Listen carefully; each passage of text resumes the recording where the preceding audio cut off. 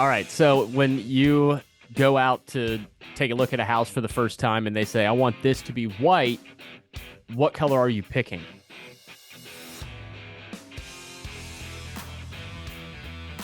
We're back on the Ohio Painting Company podcast with one of the founders, Nick Goebel, at the Ohio Painting Company itself, and a new view. Looks good. This is the a portion. You're seeing a portion of the war room. I turn it around here. You see.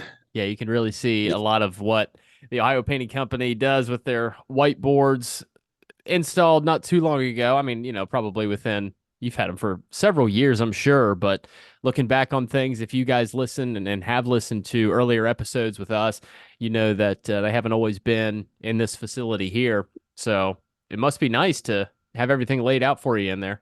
Yeah, it gives you yeah, I start looking around. It's like, yeah, it's a lot going on. We used to carry this stuff around in our head after the so part of growth, part of everything is we talk a lot about unconscious competencies, and it's just things that you do. You hold yourself accountable to them, you get them done, and you don't even know you do it well. Right. And then that's part of what, yeah. So that's part of what, Kevin's got that in his role. I've got mine. And as we grow and we want to give up, responsibilities to not necessarily to give them up, but so we could focus on, the larger picture and things. You got to figure out what that is. And it's extremely painful to get it out on paper because, try describing the way your brain works on paper. It's like ultimate writer's block. So taking a while to get to all this, and it's nice to see it. It gets it out of your head, but then I start looking at it, and anyhow, we'll get into it. But yeah, anyhow, super cool. Yeah, and if you notice, the room is white. Do you remember what white that is? This is, oh boy, yeah, taupe white. Taupe.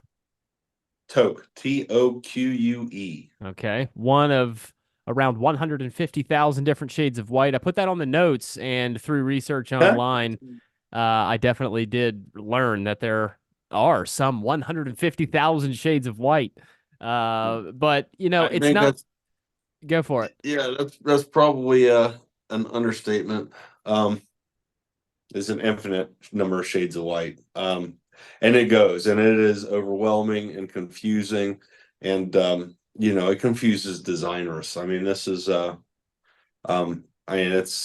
it's a daily task, even with people well versed in color, to figure out what off-white they're going to use. And so can you imagine being a homeowner walking in and seeing the wall of paint colors, and then all of those colors, and I'm sure that you've experienced the overwhelming feeling of that, and you almost feel like you're losing as soon as you get up there. It's like, where do I even begin?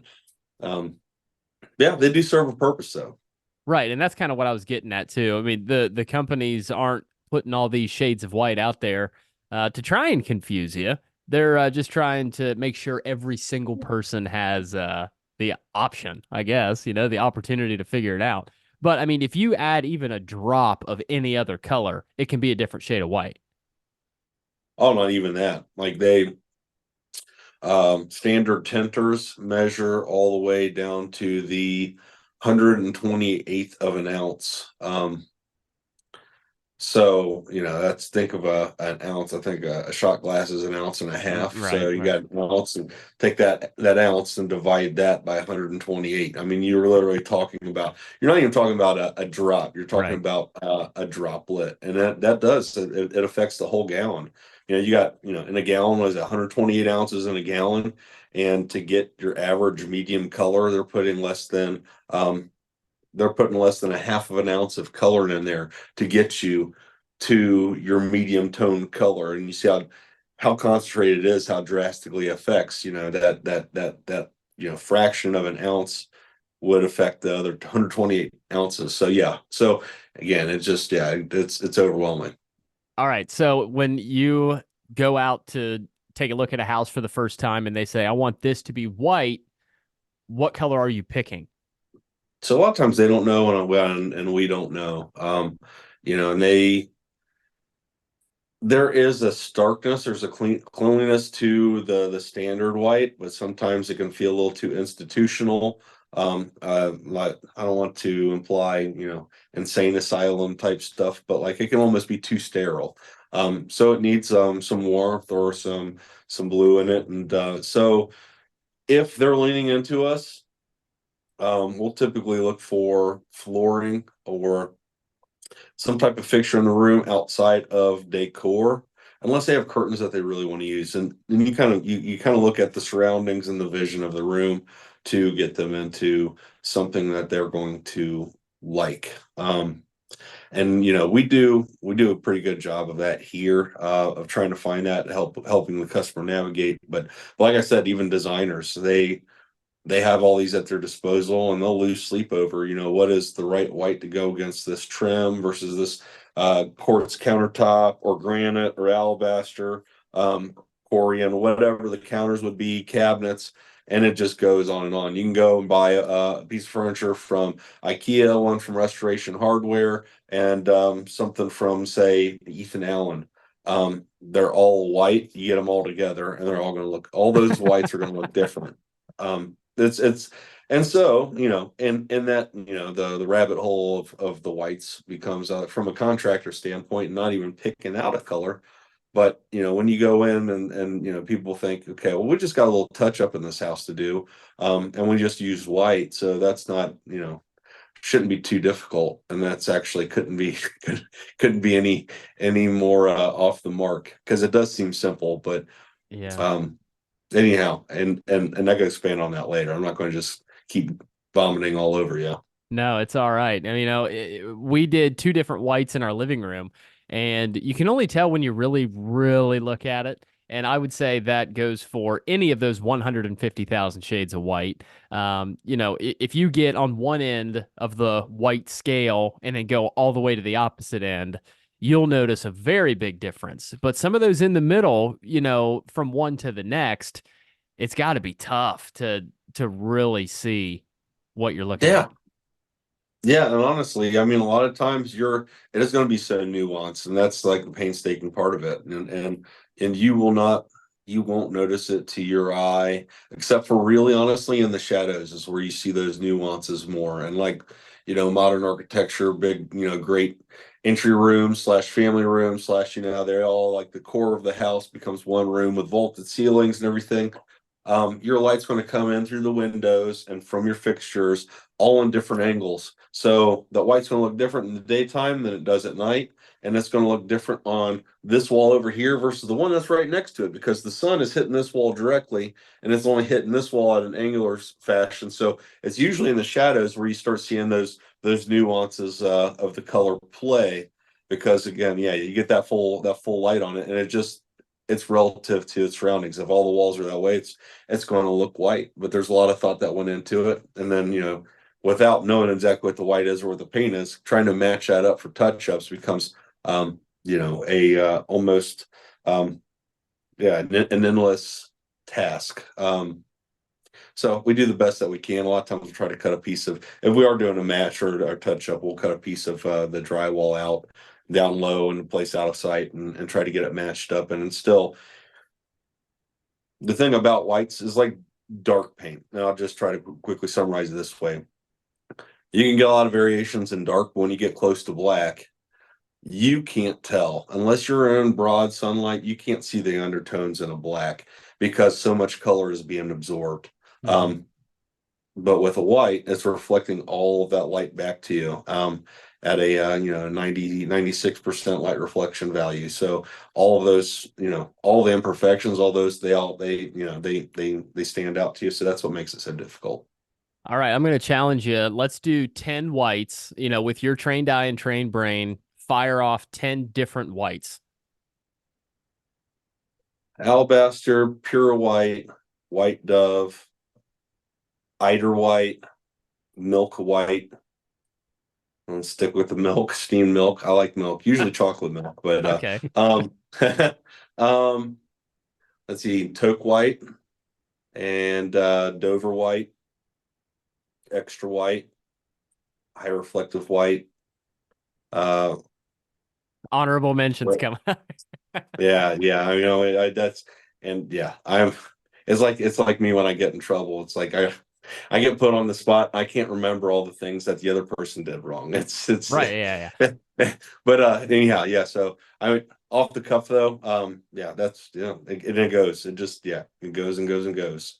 Okay, so I mean, you mentioned extra white, and I did put that on the outline. What's extra about extra white versus white? I mean, does it just have a little? Is it the sheen? What? Talk me through it.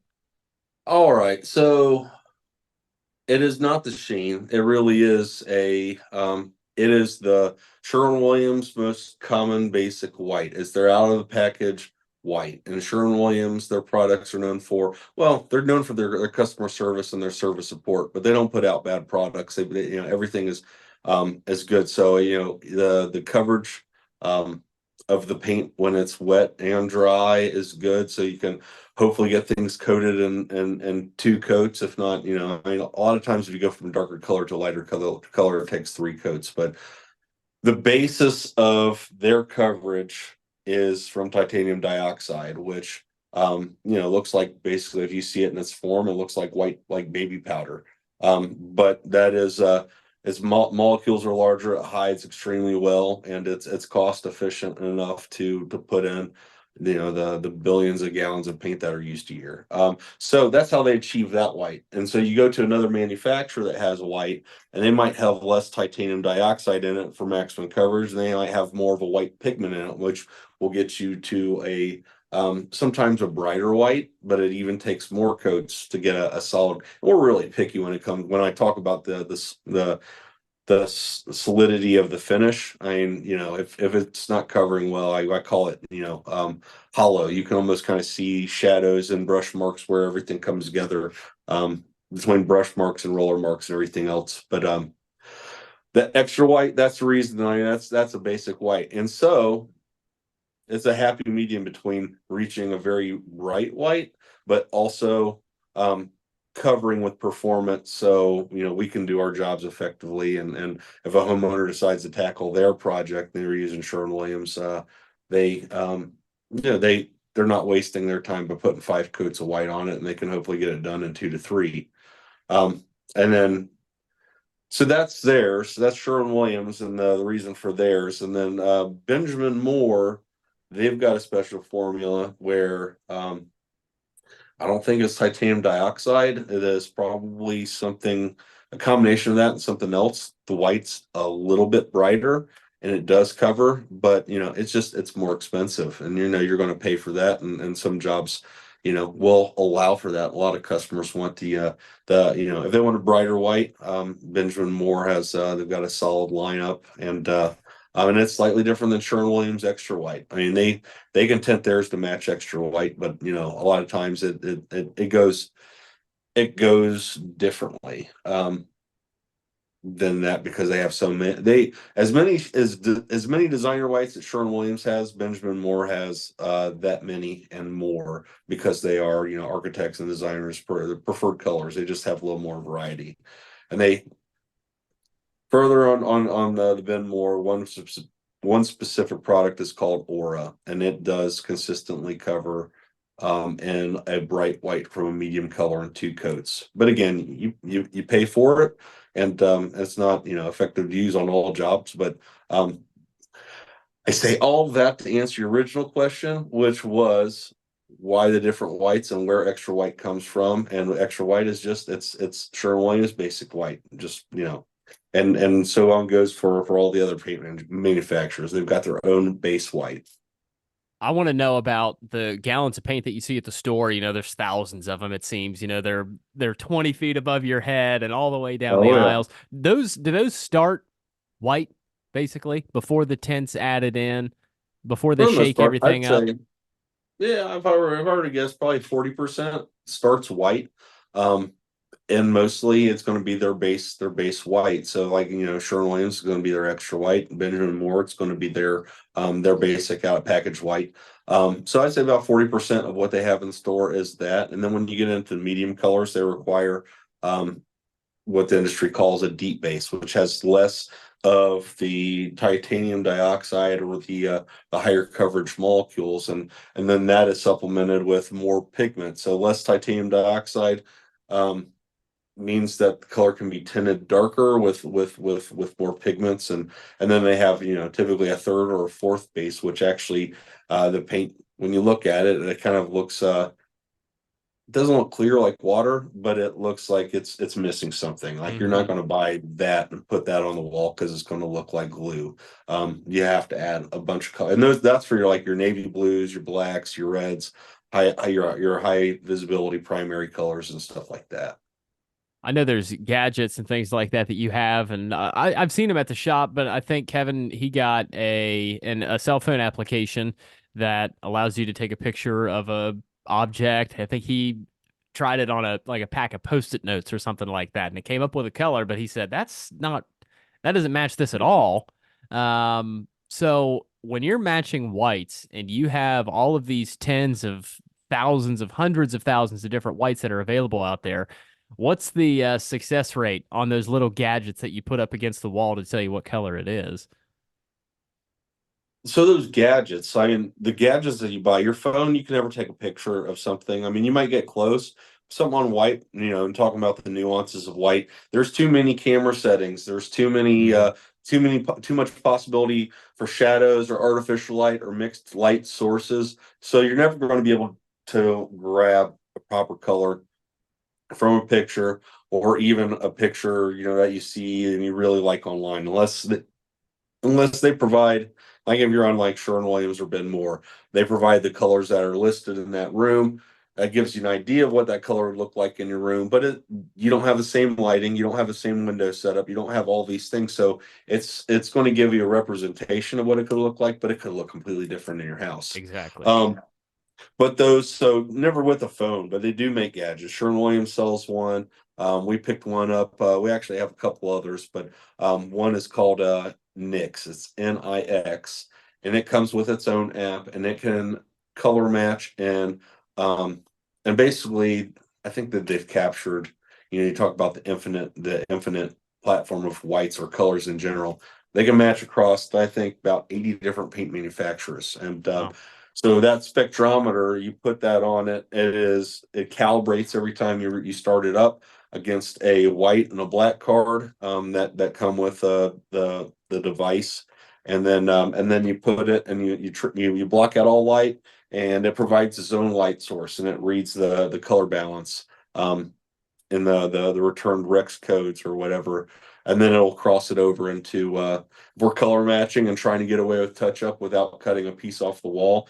You can't cut a piece of the outside of somebody's house off. I mean, so this is, it's very commonly used outside when we're trying to achieve that. But yeah, it having the capability of going across different manufacturers gives you more options to color match into, and those are they're very useful tools.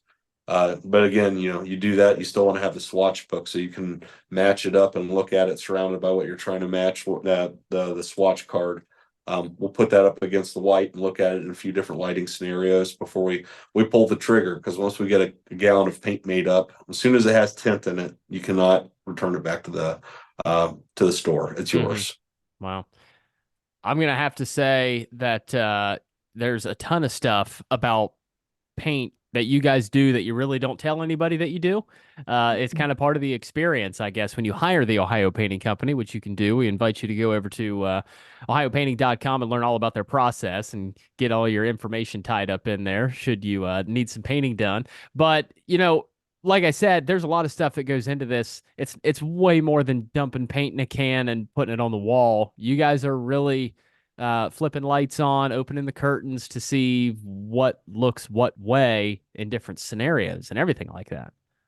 Oh yeah, and if God bless the soul who's been with us in this podcast this far into an episode on whites and listening to me ramble about again my Rain Manish ways of when I talk about paint. But I think I was equated to Gary Busey at one point, and I'm pretty sure that was you. But anyhow, I mean, like, yeah, it just goes. So, I mean, and either you're in the fight, in the battle of trying to match that up, and maybe that's why you stuck around on this episode, Because I see no other reason for anybody to stick around. But we all, when we get into it, we face that battle, and it's overwhelming, and you wonder why. Okay, well, it just can't be rocket science. Like this should be close enough, and then you get it, and it's not even like your wall looks like it has leprosy. Like maybe straight on it looks okay, but like you're running touch ups and you look at it from an angle and you're like and you'll see that every day, and we can't leave a customer with that. So Right. So to that, yeah, I guess if you're in that battle, stay persistent and get you one of those tools. It might cost you $100, but if you got an iPhone, you can figure it out and get yourself a fan deck. And for $150 or less, you have the tools that we use to help dial you in without spending money on a $60 gallon of paint now you'll never use. You'll always find a way to use that down the road. If they're small, so you got to keep track of them. Remember what tool drawer you put it in. Oh yeah. That don't put it on the top shelf behind this vase because you'll never forget it there. Because you will It's you gone. will forget it. Yeah. Uh-huh. What about, so I mean, I guess back to that question about those gadgets, it's not that hard to match a white then. It is a lot easier than it has been in the past. Got it. Again, having the tools or the swatch book and everything certainly helps to have those tools. But those tools make it easier. And then you have secondary and ways of trying to get them by bringing objects in and stuff. But yeah, I mean it is actually, when you consider all of that, picking out a color or picking out the white, it's, I don't want to say it's easier, but if I give anybody advice on it, find something within your room that you want to see the white with, and lay the whites down and look and try to surround. Like if it's your wooden floor, get the individual swatches, lay them out 5 feet apart, and try to look at them in an isolated form over here. Then turn your head and look at that and block everything else out, and to visually see those actual swatches on your floor or whatever the decor or those objects in the room are, that you'll see those nuances in the same light, just looking at them isolated, and then follow your gut and go with it, because there's bigger things to lose sleep on, and really once you get it on the wall, it's going to be nuanced, and you'll probably look past it for the rest of your life. Nick Goebel's one of the founders of the Ohio Painting Company, donating his brain to science when he passes away, so we can understand just how much unbelievable information can be crammed in there. All sorts of things you didn't know you wanted to know about painting is right here on the Ohio Painting Company podcast. Lots of different whites out there, way more than is on that palette at the store, I would imagine.